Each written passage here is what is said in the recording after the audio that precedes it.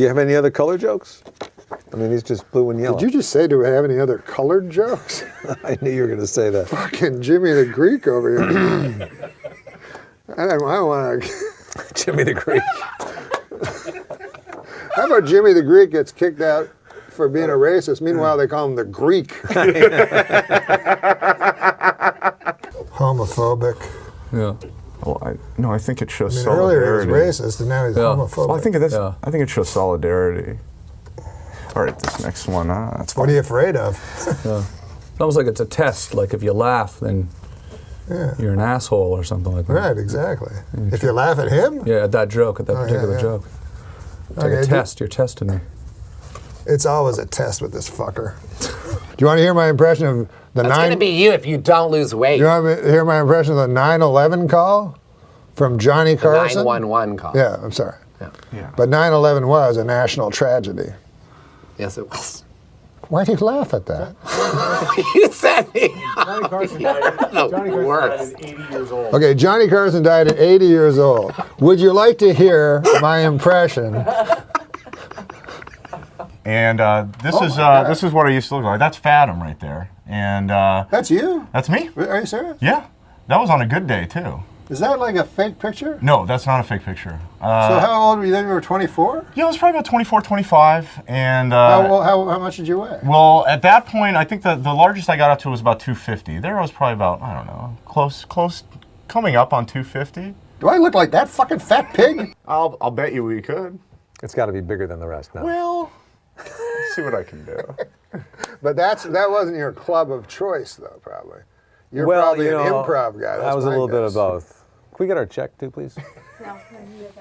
I met you first. You'll never remember this because I was just hanging out. Where did we meet? Crazy Girls? Crazy Girls. Talk about truth and advertising and that fucking thing. Okay, we're back with Adam Egret and Egret, rather. Guy goes into a dentist's office. Yeah. Dentist said, "What are you doing here?" He said, "I think I'm a moth." A moth. A moth. He said, "What?"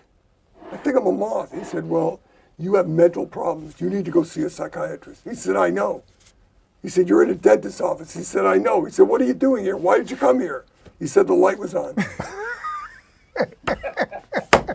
Never, they said, never take a step back once that pig comes out. Otherwise, the pig owns the hierarchical status between the two of you. Yeah. In fact, take a step towards the pig. Never did I deny my nature more, I'm a vegetarian, than stepping towards this unholy looking creature. It is. I did it anyway. It is an unholy creature, for God's sakes. Jesus threw the demons in them and let them go over the cliff. Jesus thought that they were simply a receptacle for demons. And then even then, get them over a cliff. It wasn't like let them live in the barnyard full of demons.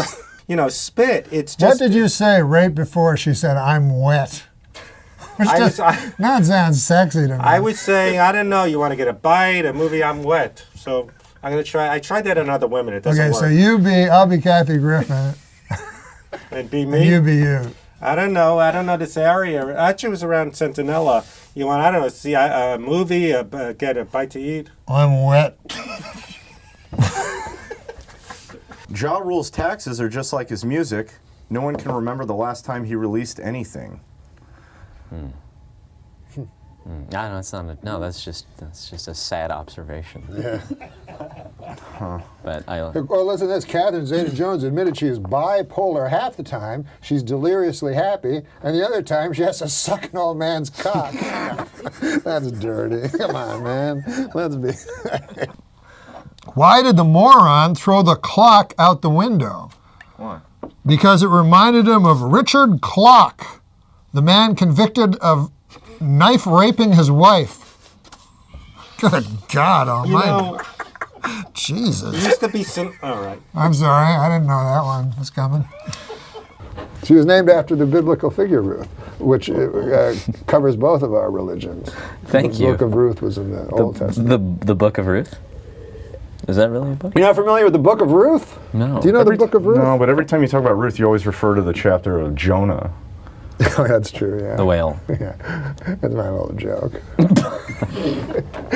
Our guest with us, the hilarious Tom Green. Hey, thanks. How Thanks, are you, Mike. Tom? Good. I'm doing real good. Thanks for having me on the show. So happy to have you. Yeah, as Adam. the- How are you? It's good to see you again. You know Adam Eager? Yeah, I know Absolutely, Adam yeah. from the Tempe Improv and the Comedy Store. That's yeah. right. What are you doing here? I'm just helping Norm out. Yeah. Well, this was bound to happen sooner or later. Well, I'm sure he'll be here any second now. It's live. I know what I'll do. What I always do. When I'm in trouble, I read the newspaper. Maybe we'll find out something interesting. Oh, I know what I'll do. I'll read the obituaries. At my age, I'm always refreshing to find out that I'm not in them. Oh, come on. Why would you think that's funny? God damn, Fred. Jesus Christ, that was the worst part of the story. Okay, but why do you think he did that? What would be the explanation? Why would he only attack? Why would his victims that he chose only be either mentally handicapped or African Americans? Because people in those days didn't care when those people were vanished. You're right. thinking like Albert Fish now. Mine says 420 was the birthday of Austrian-born German politician and the leader of the National Socialist German Workers' Party, a fella went by the name of Adolf Hitler. But he's saying that zero. And he's saying no. Yeah. He's saying that would be as unconscionable for him as to agree with a Holocaust revisionist. And I said, are you going to bring up the fucking Holocaust every time you give me a physical? This guy, he's got a tattoo. He's 96. I know his backstory. I started a hunger strike. That's right. I picked you up this morning. You remember that? Yes. We went to Denny's. You had 2 eggs over my hammy and half my pancakes. Then on the way over here, we stopped at 7-Eleven. You remember that? Yeah. You had a few hot dogs and a big bag of pork rinds. Yeah. And 5 minutes ago, you had 4 donuts and a chip wedge. Yeah, well, you snooze, I eat half your fucking pancakes, fucker. You know, I'm old enough to remember back to simpler, more innocent times when the worst thing you'd hear about the news was hijacked jetliners flying into buildings. Oh, now, Gilbert, you're going to get into trouble again. Oh God, man! It was something like don't take a shot from a girl at a bar because it looks ridiculous. It's never good. I think the punchline was is this a Care Bear cum shot or something? It was really ridiculous. I don't remember it. It was so long ago, but that was the gist of it, and that's why I don't do stand up anymore. You should open with it. Yeah. Yeah. I should open and close with it. He can't even tell his own joke. Because I lived in Because Venice. I think you'll just go to sleep because you don't want to drive, Yeah. right? Well, I used to sleep in my car and then.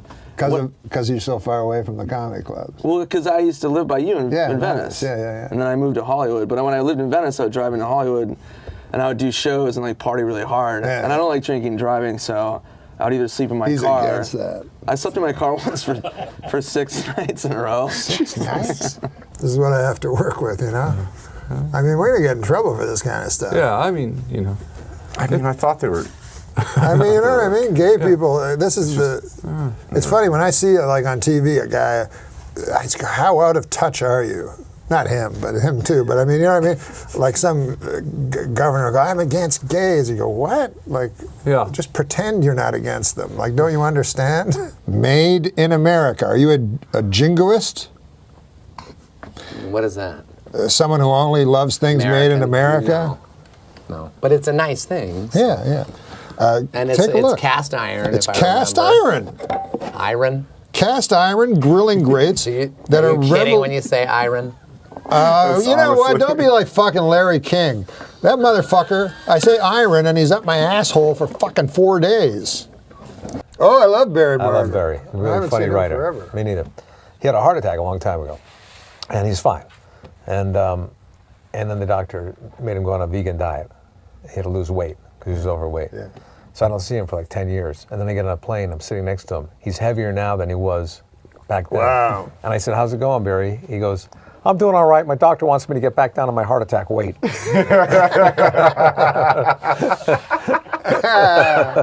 Sure, junkyard dogs are mean, but the meanest dogs are generally found guarding concentration camps. And it says here, there's a note. Early versions of the Jim Croce's 1973 smash hit Big Bad Leroy Brown. Do you remember that song? Tell the people the best. No, do you know what you just said? It Do you have included. any idea what you just read? This says it No, did you have any idea what you just read? I found one. Oh, good. Yes. Okay. This is a positive one. Thoroughly enjoyed it from top to bottom. Great. One minor problem. The set. Oh. It's just too distracting. Why are there so many clocks?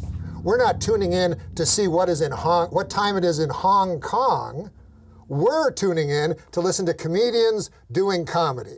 Plus some douchebag, I don't know who he was, but I like to punch him right in the fucking face.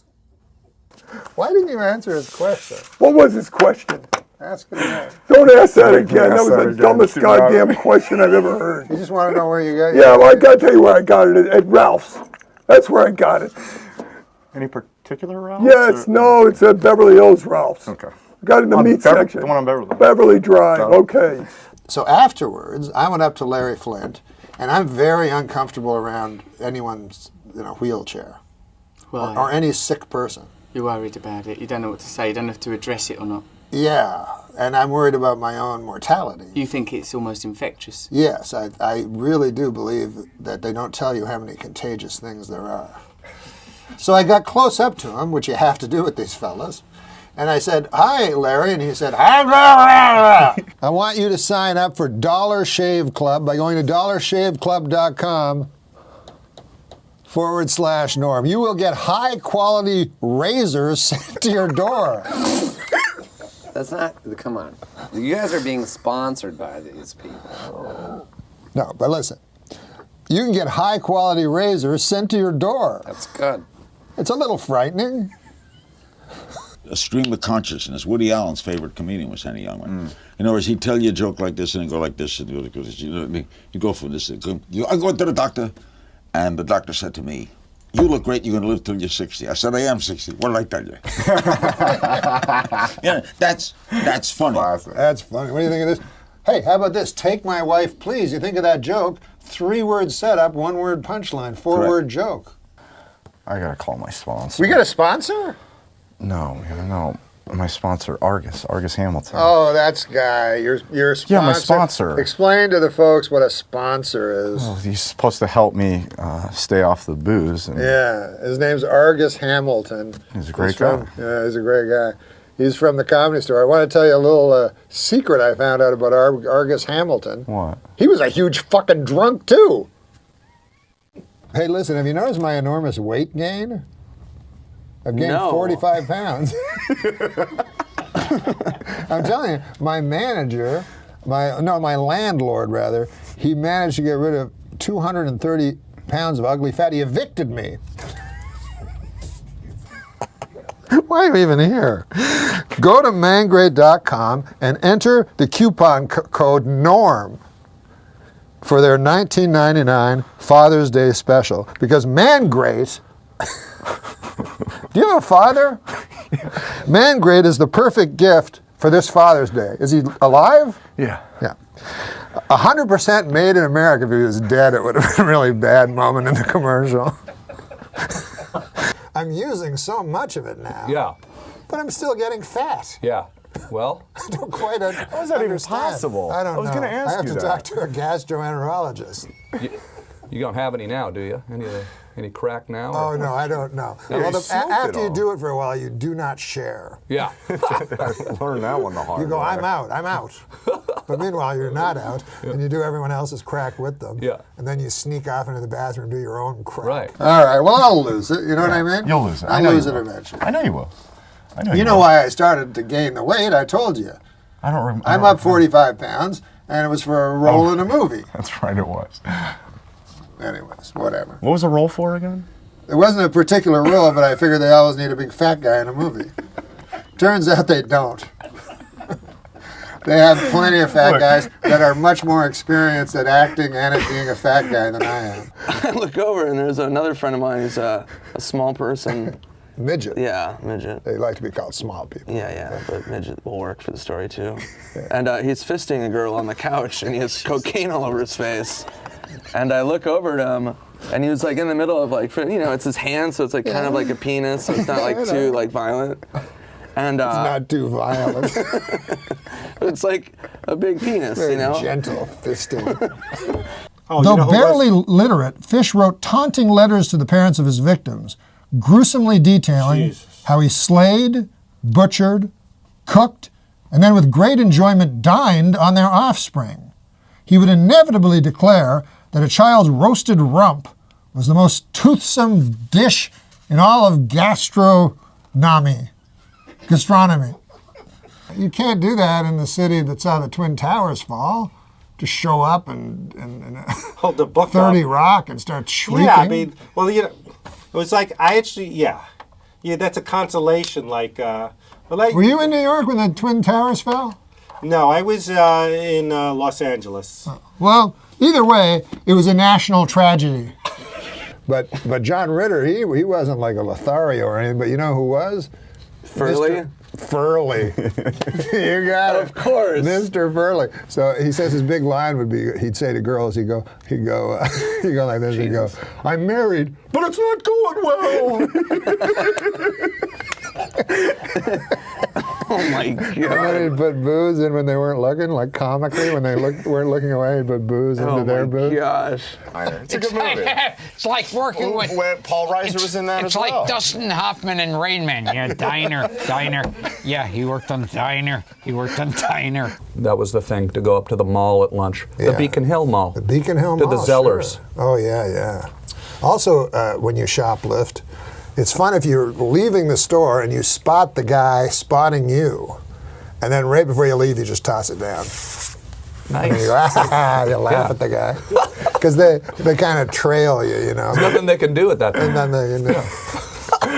Guy says it'll be a hell of a big party, you know. He goes, it'll be, you know, a little drinking, a little fighting, a little fucking, you know. And the city guy goes, well, that sounds good. What time should I be here? And the farmer goes, anytime you like, just the two of us. So they would drink, then get in a fight, and fuck. He tells me this big story about how the pictures from the planes on Dachau and stuff don't show enough, the chimney is not long enough, it doesn't cast a long shadow enough to have possibly been big enough to service the killing machine of Hitler. That's what he told me. I've been saying that for years. Oh, you got Yeah. Oh, okay. Well, you finally found someone to agree with you. Because I think they're under the impression that if Coke is your favorite beverage, then Pepsi should be your second favorite beverage, whereas in fact, it's your least favorite. Right. That actually makes sense to me. Yeah. And then also, when they have Pepsi, they have they're like, what about, would you like a Muggs root beer? And you're like, I'm not 8, you know, I don't a fucking root beer. Yeah, I was talking about. He said I had a dream. You know, Saget talks real fast. He goes, I had a dream last night, and Buddy Rich and Buddy, it was my 3 buddies, and Buddy Rich and Buddy Grego and Buddy Hackett. And so they go to commercial, and then he says to Johnny Carson, you know, Johnny, that's actually a true story. I had that dream. And Johnny Carson goes, I don't give a shit.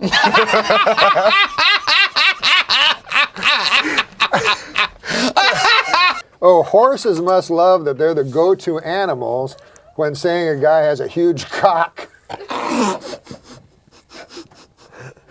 I bet giraffes have huge cocks, I'm sure of it. But let's face it, Kevin, no one's ever going to say, that guy is hung like a giraffe, unless his cock is yellow and has brown spots on it. Things you must see. Okay.